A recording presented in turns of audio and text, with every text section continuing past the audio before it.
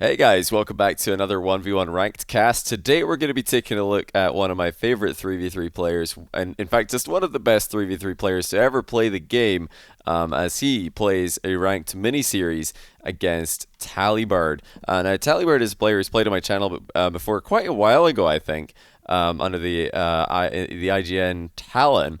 So some of you may remember watching some Talon games in the past. I don't remember exactly how many I casted. But we're going to be keeping our main eye, I guess your more dominant eye, on Garrett G, because he's been putting a little bit of time into 1v1 recently, and you know he's a very, very smart player, extremely mechanical, so he learns just about as fast as anybody, and it's been really interesting to see his own improvement this year. Obviously his team are doing pretty well in 3v3, and RG are still, I think, the best team in North America, maybe even the world, if they are playing at their peak, although that's not been the most consistent thing this season, that's for sure. But a good start here for Garrett. Talibird really struggling to stay close to him on the last play, but now Garrett will just get a kickoff goal to make it even worse. So what I'm expecting to see from Garrett, or what I'm hoping to see from Garrett, is a lot of aggression. I want to see lots of ball chasing. I want to see lots of challenges.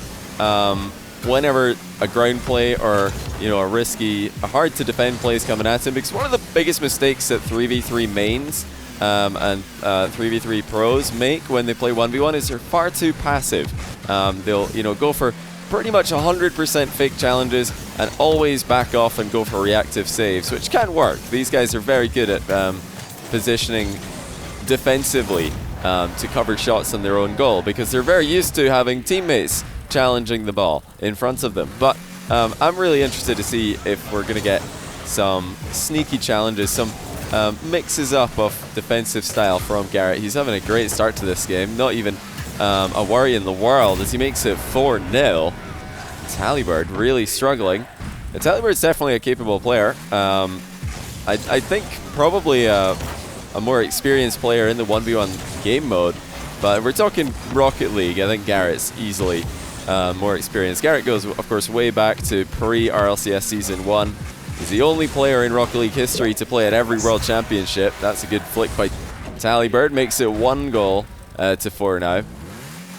But we've actually seen a few times throughout Garrett's insanely impressive 3v3 career. We've seen a few moments where he's made a run into a 1v1 event, or played 1v1 show matches randomly. Obviously there's quite a funny show match where he played against a called out AJ to play on my own channel live, and that didn't go so well. There were lots and lots of kickoff goals and all kinds of other goals from AJ, as Garrett really suffered in that matchup. But I actually do remember casting a Garrett 1v1 run through a tournament once, and I don't recall, I think he beat Classics in a top 8, and then he even took Lethimer to game 5 in the top 4 of a North American 1v1 tournament. So actually, way back in the day, Garrett was a very competitive player, and that was just purely based on his mechanical ability and his experience from 3v3. But also, one of the main attributes that I think is most interesting about Garrett is the way that he learns. I've listened to his own videos, I've watched some of his own videos of his perspective on his 1v1 ranked games, and the thought processes, the immediate corrections that he makes to any mistakes that he realizes he's making, very, very interesting to hear about. I'd encourage you guys to go check them out. He's been uploading a lot to his own YouTube channel. I've had a great time watching some of those videos, and I'm sure that there's more great ones to come in the future as well. But getting back to the game at hand, it's been quite a gentleman's 1v1 up until now. We haven't seen the amount of ball chasing that I'm hoping to see from Garrett. Talibird hasn't really proved to be enough of a threat to force Garrett to adapt and make defensive playstyle adaptations, but maybe there's time yet for Talibird to present more of a consistent threat. The chances on net have been quite few and far between, because Garrett's possession play in the midfield has been excellent. That's a good dodge in a demo, but no boost in the corner. Talibird makes sure of that. I like that. We're playing around the dunk there. Garrett was attempting. There's a good bit of pressure though from Garrett. Didn't want to leave that ball. And once again, just deciding to charge in early a few times in a row here. This is the sort of mix-up I was hoping to see from Garrett G. So obviously, it's very tempting to just fake a challenge in that position, drive back into the midfield, and let your opponent come at you. But if you do it every single time, they're going to read those fake challenges every single time as well. Nice mid-air 50-50 by Talibird. Makes this a bit more competitive. I don't think Garrett will be too worried. Kickoffs have been going pretty well for the North American 3's veteran. That's not the best one, though. Talibird. Oh, straight away with the wall shot. That was a good try, but off target. Garrett had nothing to say about it. Oh, he's going to show Talibird how to do it, though. 7-3 now, and you know, Garrett had a bit more boost to work with and a bit more time to work with for his own wall shot, so I'm not surprised to see that one sinking into the back of the net. You know, Garrett's got the aerial ability, he's got the ball striking, certainly, he's got the efficiency. The only things that really I think he lacks as a ones player would be, number one, the pressure. You know, Talibird's definitely had quite a few opportunities in the ball, but that's game. That's just the end of the game. I've not paused this. That is a forfeit from Talibird. Fair enough, I would say, because that's 8-3 with just over a minute left. But, you know, Talibird did have chances in this game. It wasn't a suffocating match at all. We'll have to wait and see if the other ones in this ranked mini-series follow suit. I'm just going to hide the screen briefly as I load up the second one. We are, of course, as usual, showing these in the order that they occurred. So just 3 games between the same 2 players in ranked. Let's get into game number 2. Garrett G in the blue. Well, actually more a black car using that very nice NRG decal. Talibird back in the orange. Now, main problems for Talibird last game were getting a hold of the ball, first of all. It was quite difficult to dispossess Garrett. And number 2, making Garrett feel uncomfortable. There were, you know, 3 goals to speak of at the end of the game, but that's not enough. That's a really good save by Garrett. Oh, well done with the recovery as well. Wave dashing back onto the boost. But yeah, Talibird needs to play brilliantly here to get Garrett out of his comfort zone. And Garrett starts off with a mind game. It's a really good 50-50 there, just faking the dodge into the ball. Instead, sits behind it, lets it bounce off him, and it follows right into the center. Yeah, Garrett's just such an efficient player. Never out of boost. Oh my goodness. The placement on the flip reset as well. 2-0. And earlier on I was saying Garrett's got the aerial capability in 1v1. And with aerials becoming more and more of a part of 1v1, with every passing day pretty much, we're seeing more and more things become viable. I think the 3v3 players will start to have a bit more fun with this game mode and have a bit more success with it as well. Because we are far, far from the skill ceiling in Rocket League. We're way, way off the skill ceiling in 1v1, that's for sure. And with improved recoveries become more viable strategies. Yeah, Garrett definitely has a higher bar to that than Talibird. Based on what we've seen here, he is so smooth with his movement that almost never will you see him out of boost or out of momentum at the same time. Lots of these deflecting 50-50s are coming in for Garrett. Notice how effective they're becoming. And there's another one. Fakes the ball up high this time and gets by at the near post. This is so difficult for Talibird to read. You know, you've got to show respect to Garrett's ability to go over the top of you with an air dribble or with a shot. But you don't want to go too high, because if you do, Garrett has shown us several times this game. I think I can remember 3 key moments at least. Really good defense again by Garrett. He dodged into the bump, so actually both players knocked each other back. And Talibird's recovery, far too slow. 4-0, Garrett G running away with this game as well. Well, I was going to say beforehand, Garrett G's mind games have been making an appearance in this second game. A lot more. So we haven't really seen much in the way of defensive adaptation, like I was hoping we might see, but at the same time he hasn't had to. He's been doing just fine, dealing with everything that Talibird's throwing at him, so why bother changing it up? If you are saving every single shot and every single dribble, every single aerial that your opponent sends at you, then sure, just keep doing what you're doing, stay in goal, keep on reacting late to their challenges. Garrett's movement is just so insane. That is just beautiful.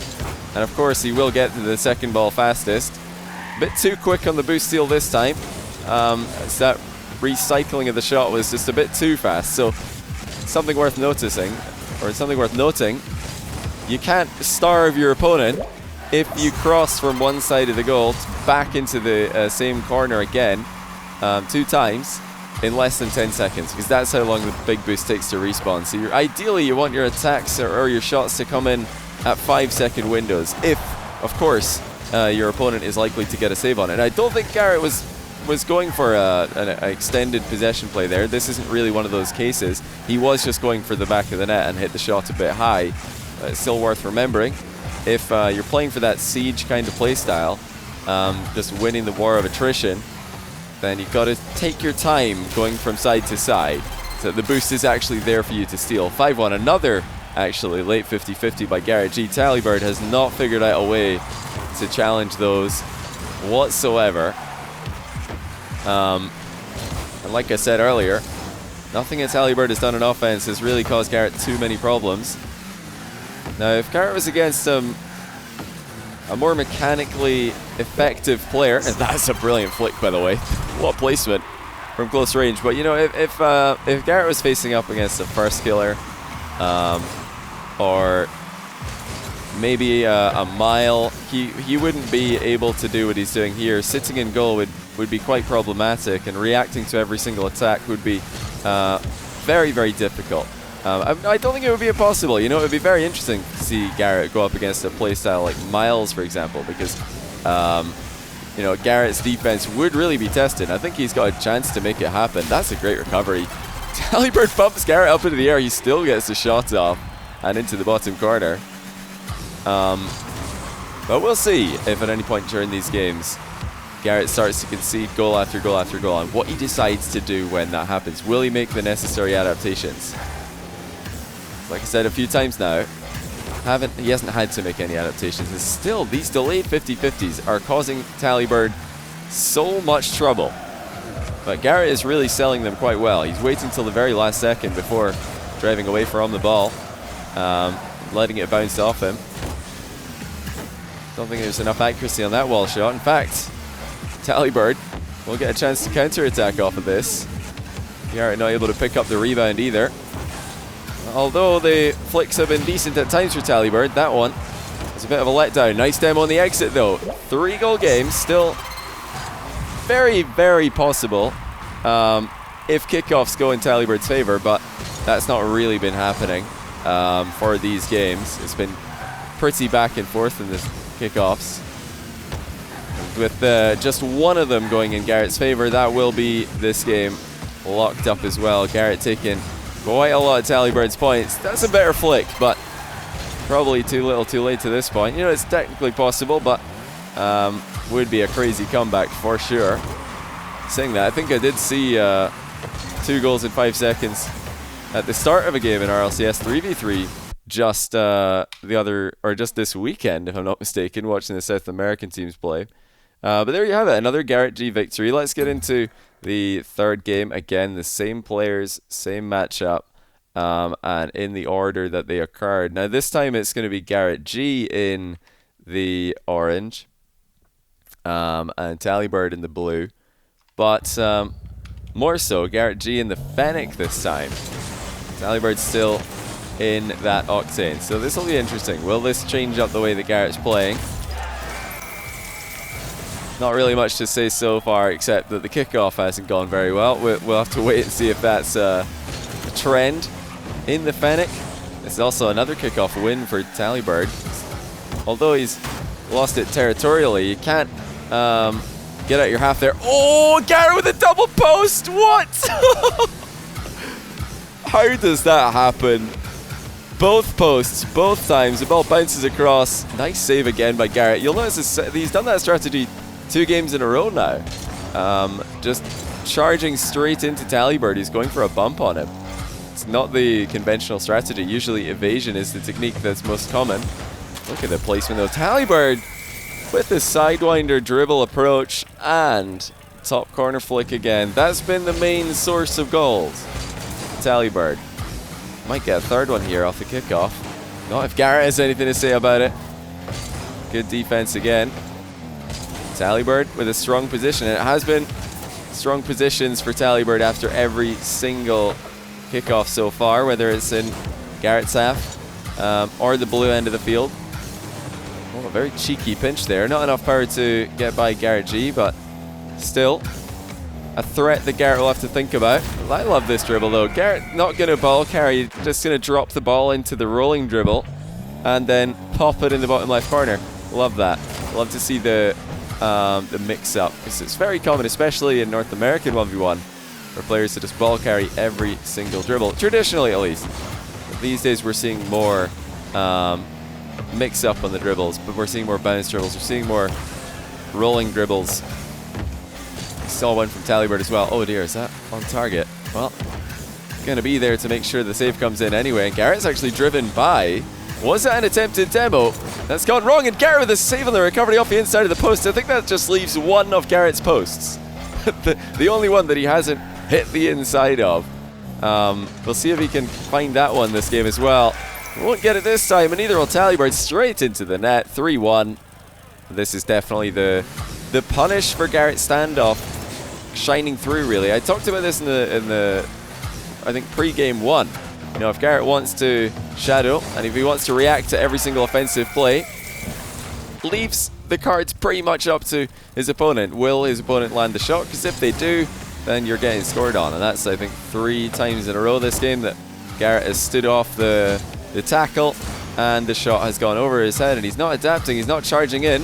And here comes another difficult to save shot. This one he will just get it out the back of the net. But this is, okay, this is what I was talking about earlier on. And maybe one of the, I think, the weaknesses for Garrett is he's not as willing to just mix it up in defense. Just charge at the ball. Doesn't matter if it seems like a silly idea. The threat needs to be there to get your opponent under pressure. And all the best 1v1 players do it. They'll throw in a rush challenge just because they want to mix it up. I think I do remember hearing Garrett talk about this in one of his 1v1 videos that I watched. I'm pretty sure that I heard him say that he was going to do an early challenge for that exact reason, just to mix it up. So I know that he's aware of that, but it's not something that he's done so far this game. He is having a bit more success with the reactive challenges though. Talibird's kickoffs continuing to impress. That's another very good one. Controls it into the back corner and will land the bump on Garrett this time. There was no way that Garrett could fight that one with fire. The dodge didn't come in either. 2-goal gap opens up again. Easily Talibird's best display from the center circle. And you know, I said it at the first kickoff, Garrett clearly not having much success in the Fennec with the kickoff game, and it's sort of continued that way. I don't know if it is just that he's not as used to the graphic of the hitbox, because the hitbox and everything about the Fennec and the Octane, from a physics standpoint, completely identical. And wow, Garrett's out of here. That's very surprising. I'm going to show the timeline so you can see I did not pause this myself. That is a forfeit. Garrett not having a good time there at all. Maybe he had to go, maybe he had a scrim that he had to go and do. But more likely he just wasn't feeling it, thinking, yeah, these kickoffs aren't working. I am sick of sitting in goal. Talibird 13 shots to 4. A complete change up from the games where we saw Garrett in the Octane. But, you know, like I said earlier, Garrett, a very smart player. I'm sure that he'll know what he did wrong here. I'm sure he knows that the kickoff played a pretty big part in it. I'm curious if that was a Fennec problem, because although the Octane and the Fennec are completely identical from a physics standpoint, they are graphically different, and that's enough to cause differences in kickoff consistency, certainly. So I'd love to see more of an experiment there. Talibird versus Garrett, 1,000 kickoffs in a row, Octane versus Octane, then 1,000 in a row, Octane versus Fennec.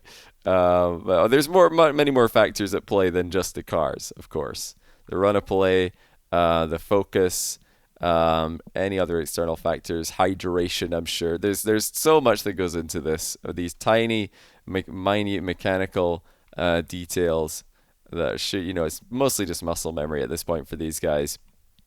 You do have good days and bad days, but there's definitely a good finish there for Talibird. Great display of offense. It wasn't all kickoff goals. It was definitely a lot of kickoff pressure, but converting those kickoff pressure plays into goals took some very accurate shooting, so that was good to see. And it did expose the slightly passive play from Garrett in this game. However, like I said already, I've heard him talk about that on one of his own 1v1 videos, so I'm sure that that's something he's working on to be more deceptive with his own defensive play style and defensive challenges and the mix-up thereof. But anyway, guys, that's all we've got time for today. Hopefully you enjoyed this. I think I might have forgotten to turn on full screen for that last game, so sorry if it was a bit framey. But yeah, I have these are the first times I watched all these games. I won't be doing a record of that because it definitely won't be as genuine. But yeah, I saw a few comments before I go. I've seen a few comments asking what happened to the live show matches. Are we still going to get those? The answer is yes. We've got big things in the works. I've been extremely busy trying to plan the next big thing to come to the channel. So we're going to have an announcement of that coming very, very soon. Keep your eyes peeled on Twitter and on YouTube and Twitch. It'll be everywhere. You're not going to miss it if you're following me on all of the various social media channels. And yeah, really looking forward to it. Can't wait to show you guys what we've been working on behind the scenes.